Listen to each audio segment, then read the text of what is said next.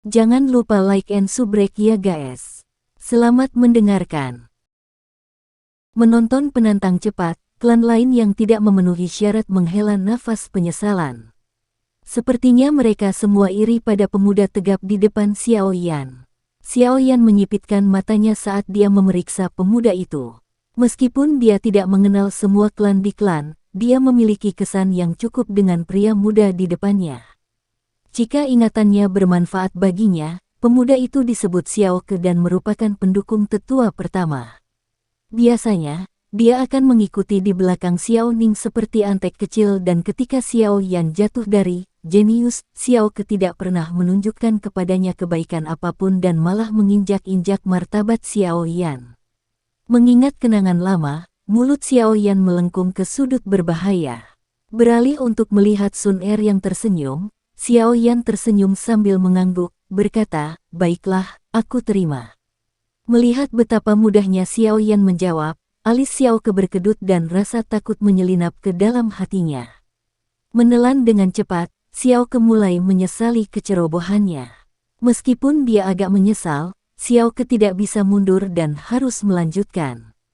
Tidak mungkin, menaikkan 4 Duan Qi dalam 1 tahun tidak mungkin. Orang ini pasti menggunakan beberapa metode untuk membodohi semua orang. Saya pasti bisa mengalahkannya. Setelah tanpa kata-kata menyemangati dirinya, Xiao Ke tersenyum, lalu aku akan melihat seberapa kuat Xiao Yan Biaodi. Xiao Yan tersenyum dan tidak mengatakan apapun. Berdiri, dia berjalan ke tengah lapangan pelatihan dan memberi isyarat kepada Xiao Ke untuk mengikutinya. Menyaksikan Xiao Yan yang tenang, jantung Xiao Ke berdetak kencang dan dia tidak lagi merasa begitu yakin. Sambil tersenyum kuat, dia berjalan dengan langkah kaku ke lapangan. Dengan 2 orang di lapangan, bahkan tatapan menghitung dari orang-orang yang tidak lewat dengan cepat berpindah ke 2 orang di lapangan. Di peron tinggi, Xiao Zhan mengambil sapu tangan yang dibawakan kepadanya dan membersihkan sisa teh dari tangannya sambil menatap tajam ke lapangan latihan dengan rasa tegang di matanya. Sejujurnya, tidak hanya generasi muda yang meragukan pencapaian Xiao Yan, Xiao Zhan sendiri juga tidak bisa sepenuhnya mempercayainya. Ini bukan karena kurangnya kepercayaan pada Xiao Yan melainkan karena betapa mustahilnya meningkatkan 4 Duan Qi hanya dalam 1 tahun. Itu tidak manusiawi. Bahkan Xiao Yan 4 tahun lalu tidak bisa berharap untuk mencapainya. Karena betapa luar biasa pencapaiannya, tidak ada yang percaya apa yang mereka katakan. Tapi tidak peduli apakah itu palsu atau nyata, tidak peduli yang lain percaya atau tidak, begitu Xiao Yan bertarung, kekuatan aslinya akan terungkap. Pada saat itu, pikiran setiap orang akan dikonfirmasi atau disangkal. Selain Xiao Zhan, napas ketiga tetua itu meningkat saat tangan mereka mencengkeram tanda tangan yang dalam di kursi masing-masing dan mata mereka yang kacau menatap ke lapangan pelatihan. Di bidang pelatihan bergoyang hijau, visi semua orang terpaku pada 2 di dalam bidang pelatihan. Begitu Xiao Yan bertarung dengan Xiao Ke, semuanya akan menjadi jelas. Itu pasti palsu. Di tepi lapangan pelatihan, Xiao Ning menjilat bibir keringnya dan dengan marah berbisik. Seharusnya, palsukan. Di tengah kerumunan, Xiao Mei menggigit bibirnya.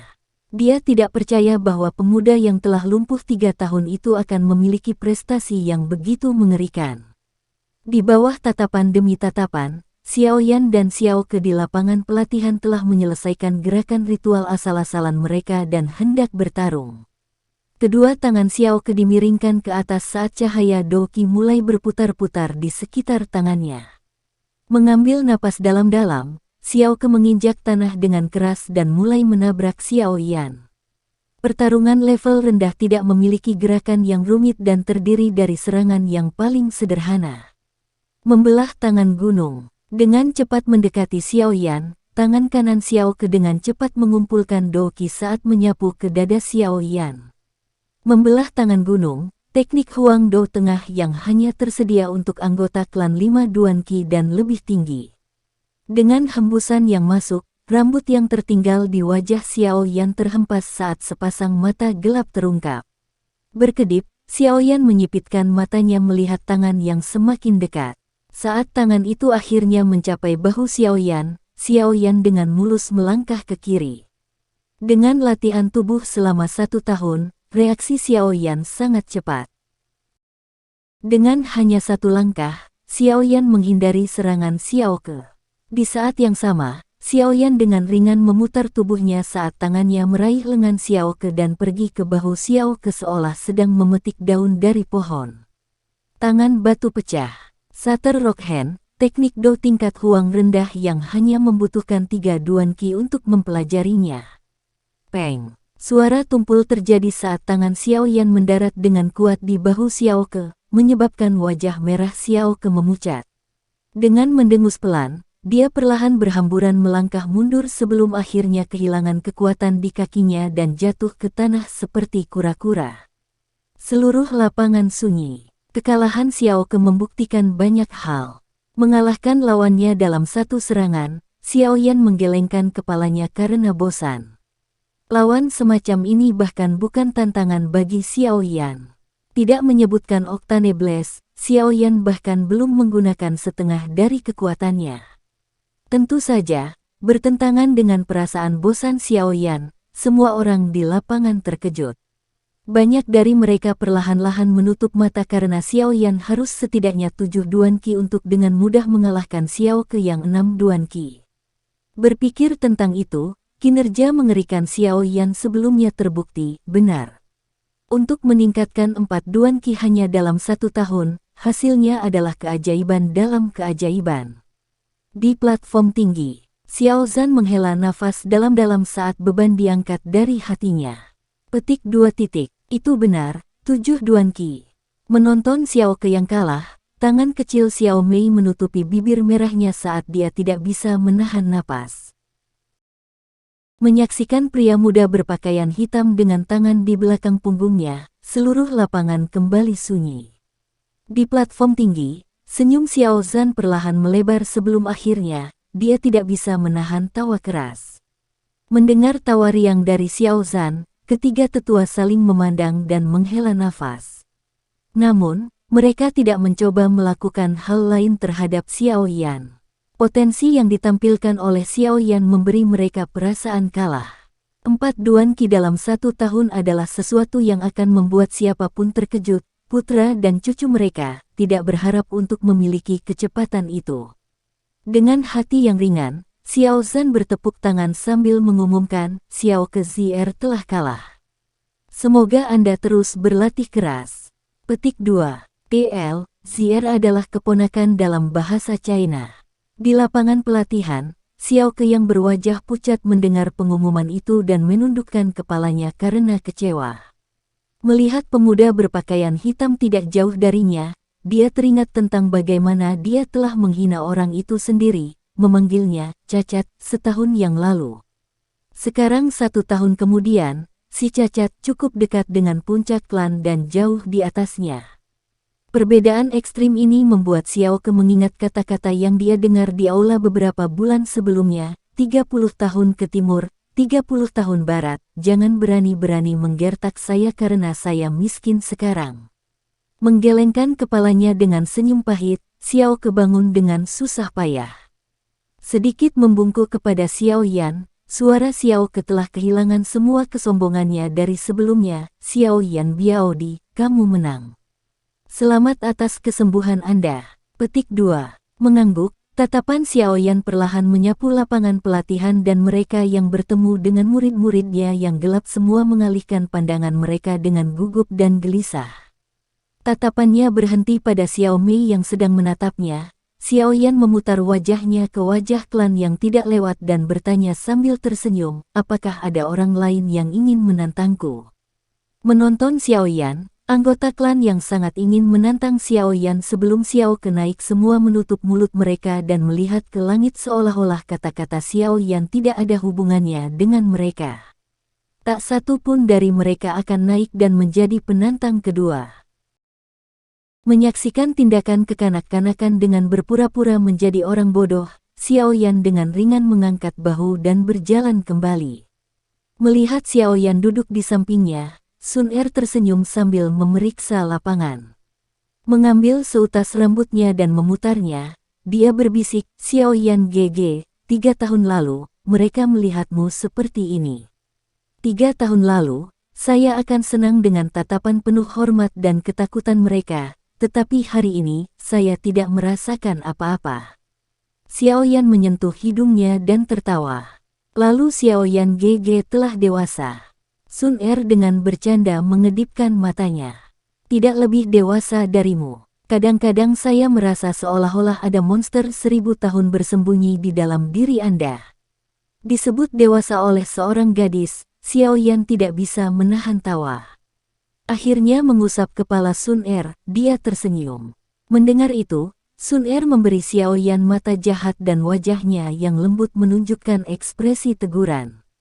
Tidak peduli betapa riangnya seorang gadis, tidak ada yang suka disebut monster tua. Ekspresi teguran Sun Er begitu cantik sehingga menarik perhatian para pemuda di sekitarnya dan bahkan tatapan beberapa gadis. Bocah itu, terlalu sombong, Xiao Ning, seperti yang lainnya, juga tertarik pada ekspresi teguran Sun Er tapi melihat obrolan intim antara Sun Er dan Xiao Yan, api iri membara dalam dirinya.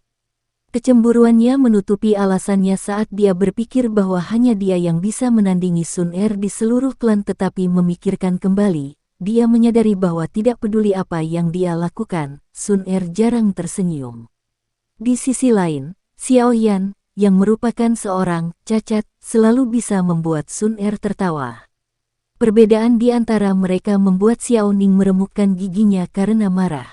Bocah, aku akan membiarkanmu menjadi sombong untuk saat ini, tapi saat upacara kedewasaan tiba, aku akan membuatmu mencari gigi-gigimu yang jatuh di depan Sun Er. Mengepalkan tangannya, Xiao Ning menatap dingin Xiao Yan yang bersila. Meskipun Xiao Ning juga dikejutkan oleh kecepatan pelatihan Xiao Yan di tahun lalu, dia tidak bisa mengubah sikap angkuhnya yang biasa dia lakukan. Selain itu, Xiao Ning menjadi satu-satunya laki-laki dalam seluruh klan yang hampir tidak bisa dibandingkan dengan Sun Er, merasakan bahaya dari penampilan Xiao Yan yang tiba-tiba. Sebelum dia tumbuh kuat, saya akan memberinya pukulan tanpa ampun. Skenario kasus terbaik adalah bahwa pemukulan tersebut akan meninggalkan bekas luka dan mematahkannya dari latihannya. Sambil memikirkan pikiran jahatnya, sudut mulut Xiao Ning melengkung menjadi senyuman. Meskipun Xiao Yan berada di 7 Duan Qi, Xiao Ning masih percaya diri dengan 8 Duan Qi miliknya. Bagaimanapun, setiap Duan Qi setelah 7 Duan Qi memiliki perbedaan besar di antara mereka. Mengobrol dengan suara rendah dengan Sun Er, pandangan Xiao Yan tanpa tujuan menatap ke sekeliling lapangan pelatihan dan menangkap senyum di wajah Xiao Ning. Berpikir sejenak, Xiao Yan menyadari tentang apa senyuman itu dan tersenyum sendiri, berpikir, seseorang yang bahkan tidak bisa menutupi emosinya sama sekali tidak bisa mengambil risiko. Setelah Xiao kalah dari Xiao Yan, tidak ada orang lain yang berani menantang Xiao Yan yang sedang duduk dan klan yang tidak memenuhi syarat mengarahkan pandangan mereka pada orang lain. Tetapi setelah beberapa putaran tantangan, hanya 2 orang, yang mengandalkan keberuntungan dan teknik Do yang familiar, yang mampu mengalahkan lawan mereka dan lolos ke upacara kedewasaan. Menyaksikan lapangan pelatihan yang perlahan menenangkan, Xiao Zhan yang tersenyum berdiri dan mengumumkan hasilnya bersama dengan beberapa pemberitahuan tentang upacara kedewasaan bulan depan. Perlahan berdiri, Xiao Yan tersenyum ke arah Xiao Zhan yang bahagia di atas panggung sementara Xiao Zhan tidak pelit tentang memberikan acungan jempol kepada putranya yang memenuhi syarat. Tepat setelah membersihkan pakaiannya, Xiao Yan mendeteksi aroma wangi. Mengerutkan alisnya sedikit, Xiao Yan mengangkat kepalanya untuk melihat Xiao Mei berdiri di depannya dan bertanya, apakah kamu butuh sesuatu? Melihat ketidaksabaran dan kedinginan di wajah Xiao Yan, keberanian Xiao Mei goyah saat dia memaksakan senyum dan berkata, Xiao Yan Biaodi, selamat. Terima kasih. Sedikit mengangguk, Xiao Yan melirik Sun Er di sampingnya.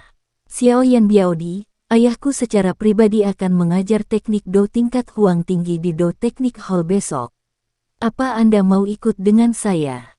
Xiao Mei tersenyum dan kombinasi pesona seorang wanita dan kelembutan seorang pemuda menciptakan pertanyaan yang tak tertahankan. Mendengar itu, alis Xiao Yan sedikit melonjak. Tepat ketika Xiao Yan hendak menemukan alasan untuk menolak Xiao Mei, sebuah lengan putih pucat menyelinap dan terkunci dengan lengannya. Terkejut, Xiao Yan berbalik untuk menemukan Sun Er yang tersenyum. Benar-benar maaf Xiao Mei Biao Jie, Sun Er telah mengundang Xiao Yan GG untuk menemaniku besok mengunjungi kota Wultan sehingga dia tidak bisa pergi bersama Xiao Mei Biao Jie ke Do Technic Hall. Di bawah tatapan tertegun, Sun Er berpegangan pada lengan Xiao Yan sementara sedikit permintaan maaf bertahan di wajahnya yang halus. Mendengar kata-kata Sun Er, Xiao Mei berhenti dan menimbang pikirannya dengan hati-hati. Jika itu adalah gadis lain dalam klan, Xiao Mei yakin bahwa dia bisa menjadi yang teratas berdasarkan kecantikan dan bakatnya, tetapi terhadap Sun Er, Xiao Mei hanya bisa mengaku kalah. Melihat wajah Xiao Yan tanpa ekspresi, Xiao Mei tersenyum mencela diri sendiri dan hanya bisa pergi dengan kekalahan. Kerumunan di dalam bidang pelatihan menatap Xiao Yan yang disandarkan oleh Sun Er dan mereka semua merasakan sedikit kecemburuan. Kapan Sun Er, sebagai mutiara paling cemerlang dari seluruh klan, begitu dekat dengan laki-laki lain? Melihat Xiao Mei dengan canggung berjalan pergi, Xiao Yan tertegun dan menoleh untuk melihat Sun Er yang tersenyum. Dia mengejek, "Gadis, apa yang kamu lakukan?" Sun Er masih tergantung di lengan Xiao Yan saat dia melirik kerumunan yang menatap dan dengan polos berkata, "Bukankah Xiao Yan GG akan menolaknya?" Mendengar itu, Xiao Yan memutar matanya, alasan yang ada dalam pikirannya benar-benar berbeda dari apa yang disiratkan Sun Er dengan alasannya. Mengingat ekspresi canggung di wajah Xiao Mei, Xiao Yan tanpa daya menggelengkan kepalanya sambil berpikir, apakah Sun Er melakukan itu dengan sengaja. Hanya saja Sun Er tidak suka seberapa cepat dia berubah. "Haha. Pergi ke Do Technic Hall untuk belajar teknik Do bersama, dia tidak pernah mengundangmu selama 3 tahun terakhir." Sun Er menyeret Xiao Yan keluar dari lapangan latihan perlahan saat dia mengabaikan tatapan di sekelilingnya. Pada saat yang sama, dia menggumamkan kata-kata yang hanya bisa didengar Xiao Yan, sepertinya dia benar-benar tidak suka seberapa cepat Xiao Mei berubah. Dengan ringan mengangkat bahu, Xiao Yan setuju dengan Sun Er sambil tersenyum pahit. 3 tahun lalu, Xiao Mei cukup dekat dengannya tetapi ketika Xiao Yan menerima gelar pincang, dia bisa melihat betapa realistisnya Xiao Mei. Melihat Xiao Yan dan Sun Er meninggalkan lapangan, wajah Xiao Ning berkedut sementara tangannya mengepal begitu keras sehingga suara tulang retak bisa terdengar. Kecemburuannya bahkan membuat matanya agak merah. "Bocah, 1 bulan dari sekarang, aku akan mematahkan semua gigimu." Xiao Ning melontarkan kata-kata saat dia dengan marah meninggalkan lapangan pelatihan. Di peron tinggi, Xiao Zhan hendak pergi ketika dia melihat pemandangan itu dan dengan penuh perhatian menatap Sun Er dan Xiao Yan sementara sedikit kekhawatiran melintas di matanya. "Yan Er, apakah dia menyukai Sun Er?" Latar belakang Sun Er, bahkan Nalan Yanran tidak bisa dibandingkan dengannya. Bahkan dengan bakat tingkat jenius, akan sangat sulit untuk disetujui oleh kekuatan di belakangnya. Setelah berpikir sejenak, Xiao Zhan menghela nafas saat dia perlahan pergi. Saat berjalan, Xiao Yan tiba-tiba akan kosong saat dia mengingat apa yang baru saja terjadi. Berbelok di sudut, Sun Er tiba-tiba melepaskan lengan Xiao Yan dengan wajah merah.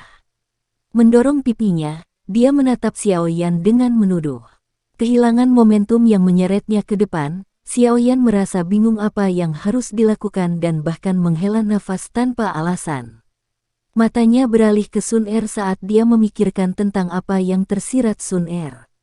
Merasakan tatapan kosong Xiao Yan, wajah kecil Sun Er memerah saat tangannya secara naluriah terangkat dan dia berkata, "Xiao Yan GG, kamu."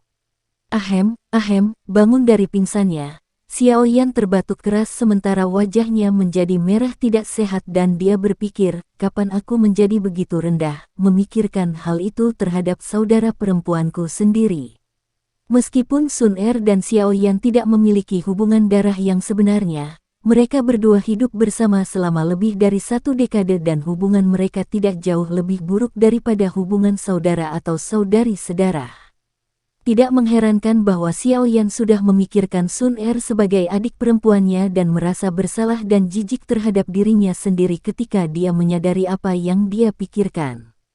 Dengan kesadaran yang tiba-tiba itu, suasananya menjadi sangat canggung. Sun Er menunduk dan keanggunannya yang biasa telah digantikan dengan rasa malu seorang gadis. Sesekali, dia memiringkan pandangannya untuk mengintip ke sisi wajah Xiao Yan yang sedang menatap lurus ke depan. Di bawah suasana yang canggung, jalan yang tidak terlalu panjang itu terasa seperti penaklukan besar yang membutuhkan waktu lama untuk sampai ke akhir.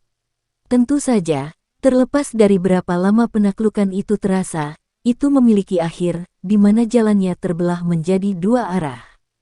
Di sini, Xiao Yan dengan lembut mengucapkan selamat tinggal dan mulai melarikan diri. Xiao Yan GG. Menyaksikan Xiao Yan yang panik, Sun Er terpana oleh pemandangan itu sebelum dia memanggil. Hah, berhenti. Xiao Yan melihat ke belakang untuk melihat Sun Er berdiri di bawah pohon willow dan jantungnya mulai berdetak cepat lagi. Sun Er memiliki jubah hijau dengan sabuk ungu yang berkibar tertiup angin. Dia dan pohon willow di belakangnya membuat gambar yang tidak tampak duniawi. Besok, maukah kamu menemani Sun Er? Di bawah cabang pohon willow, wajah halus gadis itu memerah saat gigi gioknya menggigit bibir merah mudanya.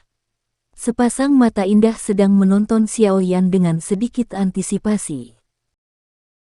Sulit dipercaya bahwa Sun Er yang anggun akan mengucapkan kata-kata yang begitu feminin, pesonanya membuat pikiran Xiao Yan mengembara lagi. Diam-diam mengkritik dirinya sendiri lagi, Xiao Yan menjawab dengan nada teredam. Setelah itu, dia melarikan diri saat berada di bawah tatapan Sun Er yang tersenyum. Melihat Xiao Yan pergi, Sun Er menutup mulutnya sambil tertawa. Kemudian, dia mengerutkan alisnya dan pergi ke kolam tidak terlalu jauh. Pantulan di kolam menunjukkan wajah cantik dengan mata cerah dan gigi putih. Dengan setiap gerakannya, ada pesona yang tak bisa dijelaskan yang membuatnya tertarik. Cantik sekali. Sambil berputar, senyum puas muncul di bibir Sun Er. Tidak jauh dari sana, beberapa pemuda yang baru saja kembali ke klan setelah berpetualang di luar berhenti dengan mulut terbuka lebar. Mata mereka menunjukkan keterkejutan mereka sementara mereka dengan bodohnya memperhatikan gadis di bawah pohon willow. Menyusut kembali ke kamarnya, Xiao Yan menghela napas panjang saat menutup pintu. Menyeka keringat dingin di dahinya, dia tersenyum pahit. Gadis ini, ketika dia besar nanti, dia mungkin akan menjadi lebih cantik dari Ya Fei di pelelangan. Duduk di mejanya, Xiao Yan meneguk seteguk teh sementara pikirannya masih penuh dengan Sun Er. Mengingat betapa cantiknya mata Sun Er, Xiao Yan tiba-tiba merasakan sensasi terbakar di hatinya.